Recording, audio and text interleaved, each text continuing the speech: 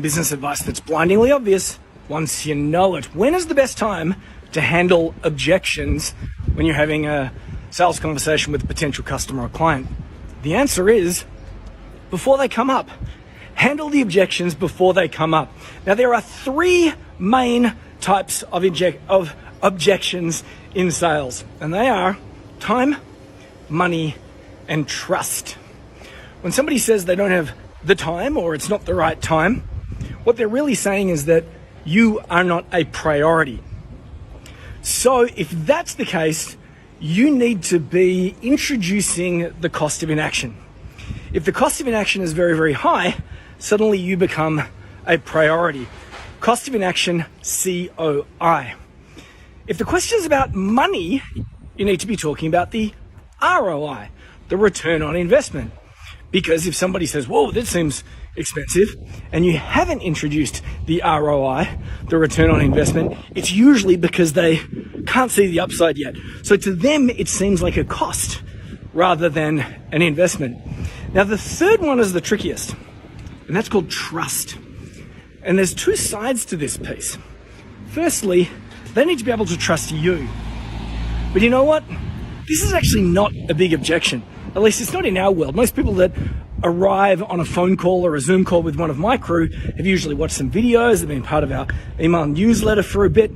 Their trust in us is very high.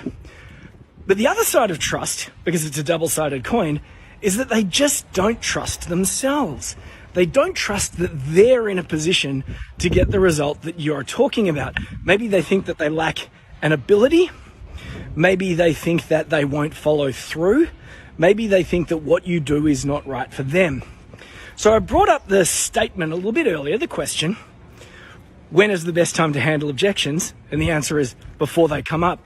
If you want to tackle this trust issue, one of my favorite strategies is write down all the reasons why they might say no from a trust perspective. It usually comes down to all the things that they might lack. And they're things like, oh, I won't be able to do it because I don't have a Facebook ads budget, or I won't be able to do it because I'm not a very good copywriter, or I won't be able to get a result because blah, blah, blah, blah, blah, blah, blah. Everyone's got their own fears and their own anxieties. Everybody suffers from imposter syndrome. Here's my tip. Write down all those anxieties and turn them into products. So in our world, for example, when we're selling software for the purposes of managing sales and marketing, people will often say, but I won't be able to get the leads. How will I get the leads?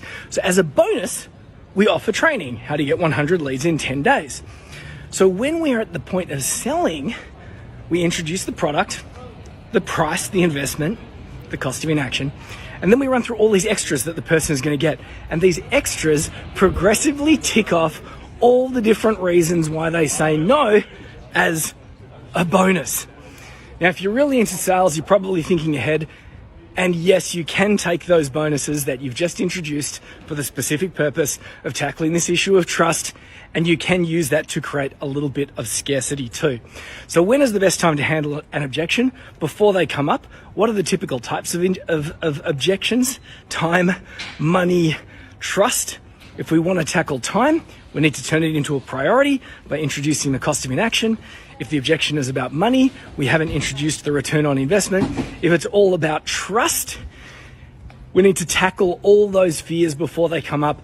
And I think that the best way, or at least one of the best ways to do that, is to take their barriers, their mental barriers, and turn them into bonuses.